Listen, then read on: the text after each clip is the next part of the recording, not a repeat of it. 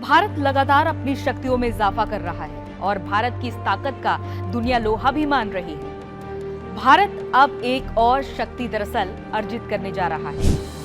रूस और चीन की तरह भारत भी स्मॉल न्यूक्लियर मॉड्यूलर प्लांट बनाने जा रहा है और 23 जुलाई को पेश हुए आम बजट में वित्त मंत्री निर्मला सीतारमण ने इसका ऐलान भी कर दिया है। और अब हम अपने इस खास वीडियो में आपको small modular nuclear reactor plant के बारे में हर एक खूबी बताने जा रहे हैं और बजट में क्या कुछ निर्मला सीतारमण की ओर से कहा गया है ये भी हम आपको बताएंगे। नमस्कार, आप देख रहे हैं रिपब्लिक भारत का डिजिटल प्लेटफॉर्म। मैं हूं आपके साथ अंजलि रजावत। जब 23 जुलाई को वित्त मंत्री निर्मला सीतारमण ने बजट पेश किया, उस दौरान ये बड़ा ऐलान किया गया कि भारत अब अपनी शक्ति में इजाफा कर रहा है और समुद्र में तैरने वाला small modular reactor nuclear plant बनाया जाएगा।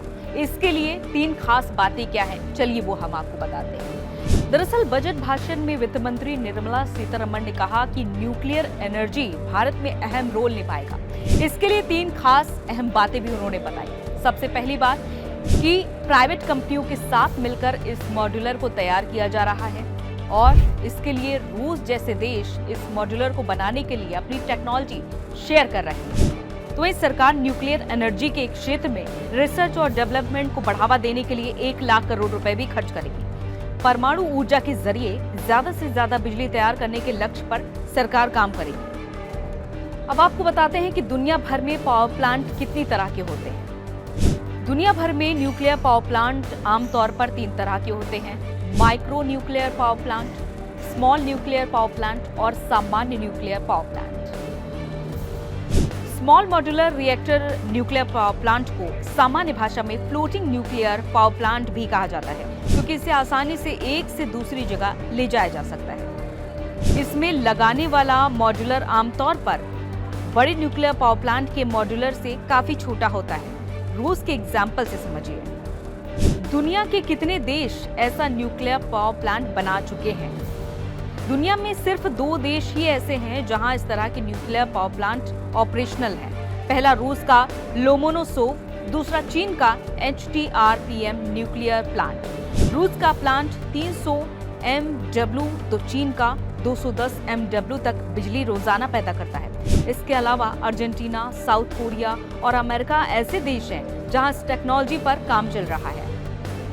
अब भारत में जिस स्मॉल न्यूक्लियर पावर प्लांट की शुरुआत होने जा रही है, दरअसल उसकी लागत बड़े न्यूक्लियर पावर प्लांट से 8 गुना कम है और ये न्यूक्लियर पावर प्लांट लगातार 24 घंटे काम कर सकता है।